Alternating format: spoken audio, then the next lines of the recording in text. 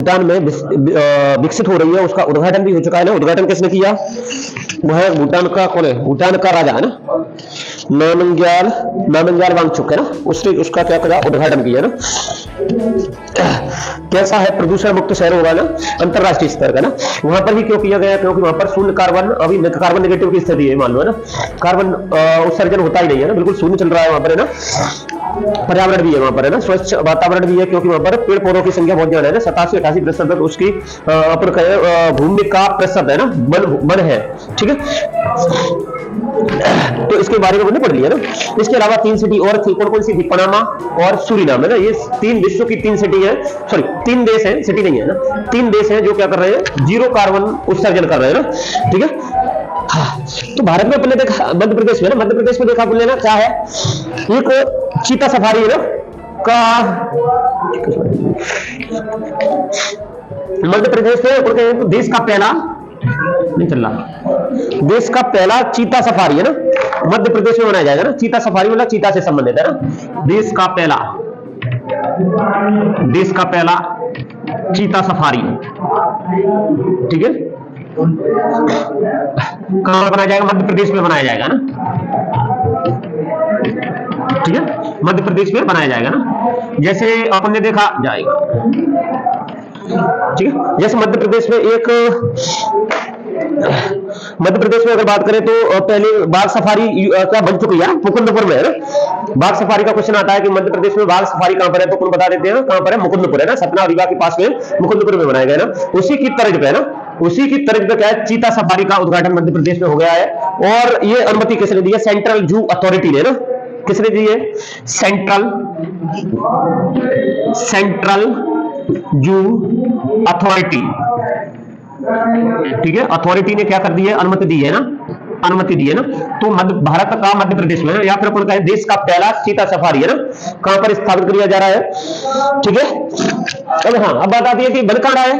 तो बन रहा है कूनो नेशनल पार्क है ना। कूनो नेशनल पार्क कहां है? कहां पर?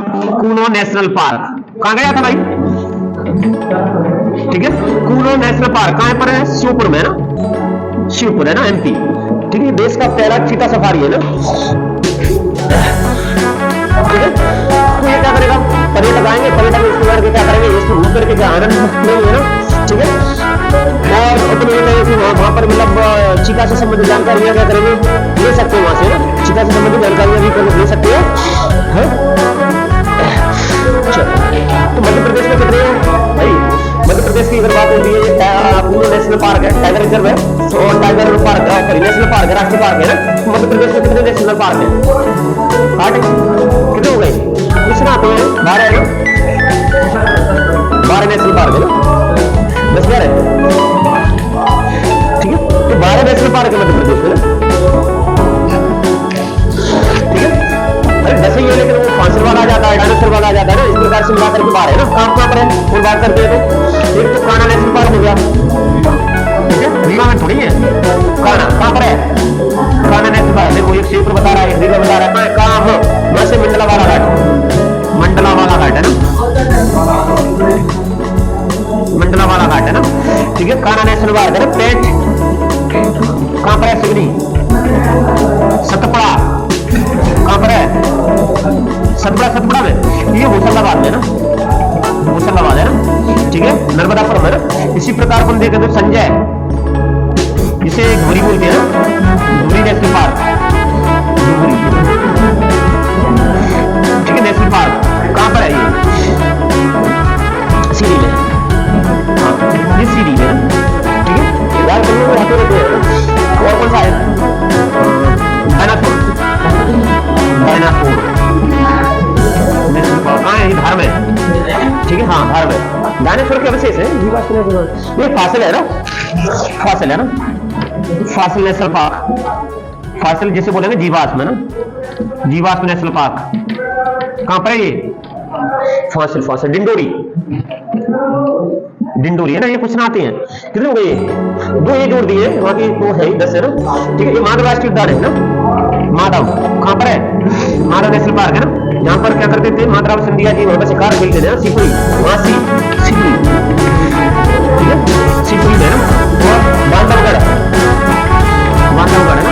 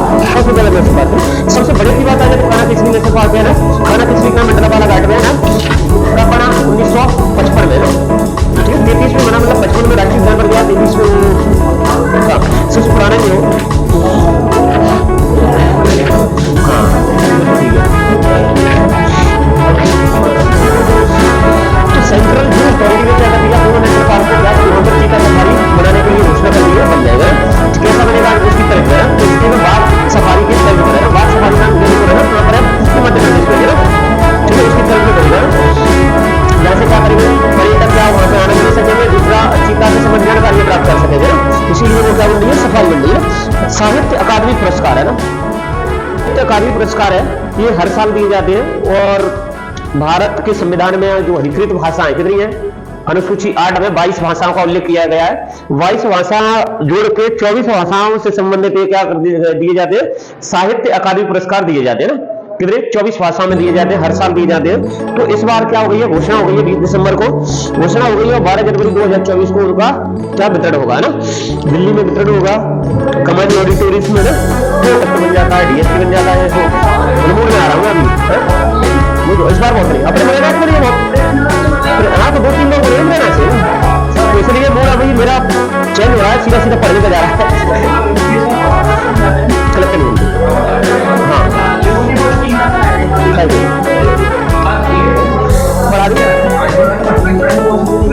डीसी मिलेगी, हाँ डीसी यानी डीसी डिप्टी कलेक्टर। अगर मैं साल भर की दे दूँ तो पोस्ट तो ले लूंगा, ये बात हुआ है। क्योंकि रिटर्न में नंबर ना नहीं होता, रिटर्न में अच्छे नंबर आकर इंटरव्यू में कम आ जाए तो चलेगा। अब तो ठीक है, तो जीएस को हम भी खत्म ना होता है, हम पढ़ाते रहेंगे, पढ़ते रहेंगे। ठीक है, साहित्य अकादमी पुरस्कार है ना 2023 के, साहित्य अकादमी पुरस्कार। हाँ ठीक है, कोचिंग में वैसे ले जाएंगे, हर लेक्चर है, ऐसा लग रहा है मुझे। अभी कोचिंग तो अभी नहीं है, साबित हो रहा है ढंग से, जाना जाना ऐसे कुछ कर रहा हूँ कई बार घोषणा हो गई ना, तुम यार बीच में से कैसे पढ़ सकते बच्चे, मैंने पूछ ली तो है। अब वो क्या कहती है, कितनी क्लास तक की पढ़ा सकते हो,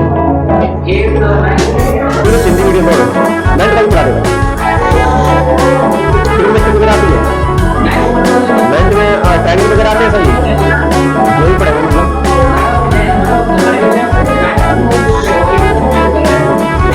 अभी मेरे को बच्चे 9th की पढ़ा देना, वो क्लास ले लेगा उसकी।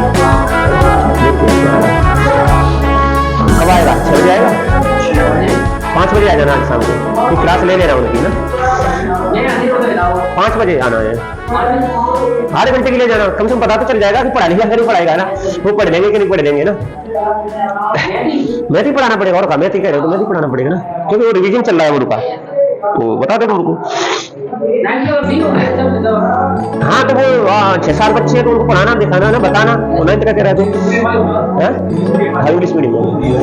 तो साहित्य अकादमी पुरस्कार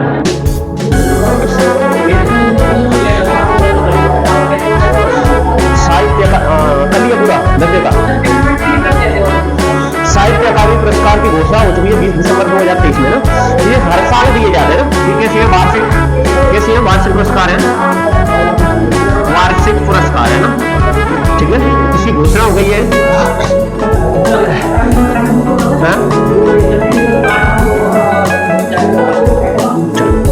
तो ये क्या 22 भाषा है ना, 22 कौन सी, संविधान वाली है ना, संविधानिक भाषा है ना, संविधान की कौन सी 8 ऐसे लिखो, संविधान की 8वीं अनुसूची है ना, संविधान की 8वीं अनुसूची में कितनी भाषाएं, अनुसूची में 22 भाषाएं, 22 भाषाएं ना, तथा कौन सी और कौन सी, ये तो अंग्रेजी और राजस्थानी है ना, और राजस्थानी है ना।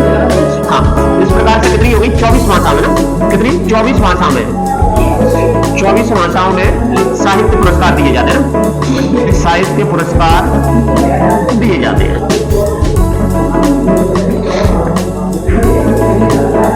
ठीक है, किसी ने अच्छा उपन्यास लिख दिया, साहित्य में दिए जाते हैं, साहित्य अच्छा लिख दिया है तो 22 भाषाएं संविधान की हो गई, एक अंग्रेजी हो गई, राजस्थानी है, इस प्रकार से 24 भाषाओं के साहित्य में ये साहित्य अकादमी पुरस्कार दिए जाते हैं।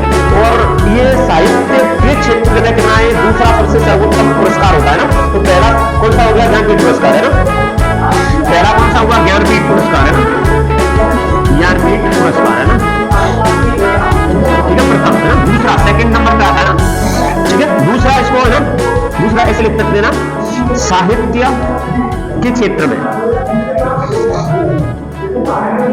दूसरा सबसे बड़ा पुरस्कार है ना, सबसे बड़ा पुरस्कार कौन सा है, साहित्य अकादमी पुरस्कार है ना, साहित्य अकादमी पुरस्कार। ठीक है, वैसे लिख दिया मैंने शॉर्ट में। तो भाई इसकी घोषणा हो गई है ना, 2023 में पुरस्कार दिए जाएंगे ना, निबंध हो गया, उपन्यास हो गया, लघुकथाएं हो गई ना, और एक साहित्य में मिलेंगे ना। अब ये मिलेंगे कहाँ? मिलेंगे अपने देखो कमानी ऑडिटोरियम में ना, कमानी ऑडिटोरियम, नई दिल्ली में। ठीक है, कब? 12 मार्च 2024 को प्रदान किए जाएंगे ना, प्रदान किए जाएंगे। ठीक है, किसको मिला है भाई? हाँ, हिंदी में, हिंदी भाषा में देखें तो हाँ, अभी तो देख लो। तो हिंदी भाषा में देखें तो हिंदी में संजीव को मिला है ना, संजीव को। उसका उपन्यास है मुझे पहचान हो ना, किसको? संजीव को है ना, संजीव को। इसका उपन्यास है कौन सा? उपन्यास मुझे पहचान हो ना, मुझे पहचान हो। ठीक है, ये उपन्यास है मुझे पहचान हो ना।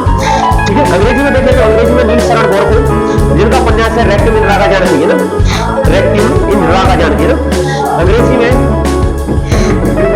अंग्रेजी में बात करें तो किसको?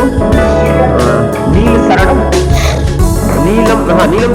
गौर, नीलम शरण गौरखो है ना।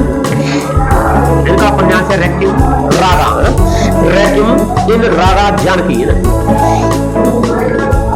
उपन्यास कौन सा है? रेक्विएम इन रागा जानकी। चलो तुम ऐसा करो, एकदम से 9th 10th में पढ़ाओ, ठीक रहोगे ना, कभी नहीं पाओगे। अरे छोटे बच्चों को देखो ना, धीरे धीरे स्टार्ट करो ना, एकदम से पढ़ाओ नहीं आएगा यार। दूसरा कोचिंग मिल जाए, जैसे चीजें मिल जाए, मिल सकती है ना, कोचिंग मिल जाए तो ये 5 लेक्चर ले आए, बढ़िया। धीरे धीरे स्टार्ट हो, एकदम से स्टार्टिंग नहीं होगी ना, एकदम से स्टार्टिंग नहीं होगी ना। ठीक है, इसी प्रकार अपन देखें तो उर्दू में कौन है? सादिक नवाब शहर है ना, इनको उपन्यास उर्दू में ना, सादिक नवाब शहर है ना, इनको मिला है ना, इसको उर्दू भाषा में मिला है ना। तो उर्दू भाषा में कौन सा उपन्यास है? राजदेव की अमरोही, राजदेव की अमरोही। ठीक है, इसका ये मतलब है, ये 3 इंपोर्टेंट है ना। और तो मिले हमें 22 भाषाओं में, तो 22 भाषाओं का याद नहीं करना जरूरी नहीं है।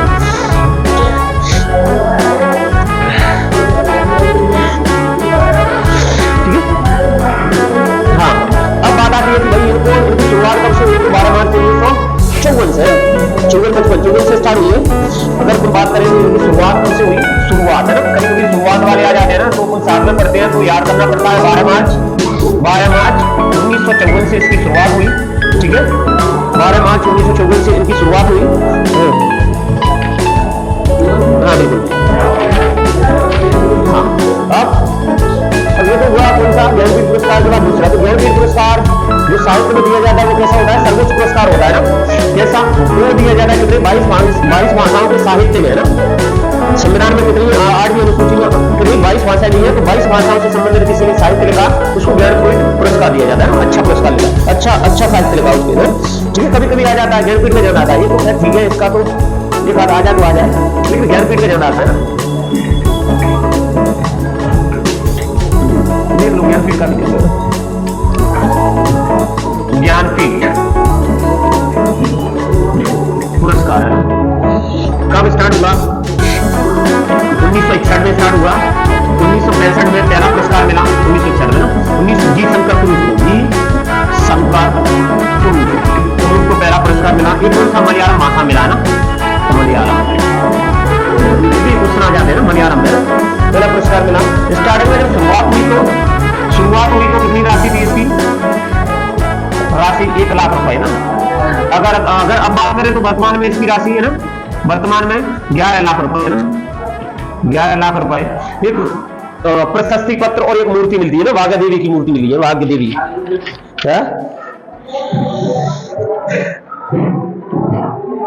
वाग्य देवी है ना, मूर्ति मिलती है, कहेगी वाग्य देवी।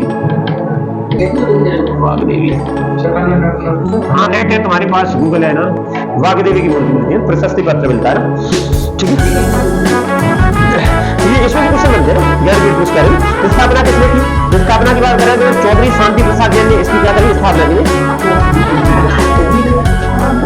शांति, चौधरी शांति प्रसाद है ना, चौधरी शांति प्रसाद जैन है ना, जैन के सहयोग से इस पुरस्कार की क्या करी, स्थापना हुई। 1965 में स्थापित हुआ है, ठीक है। तो जी शंकर सर वो लॉक है छोटा बड़ा आर्टिकल ले लूंगा,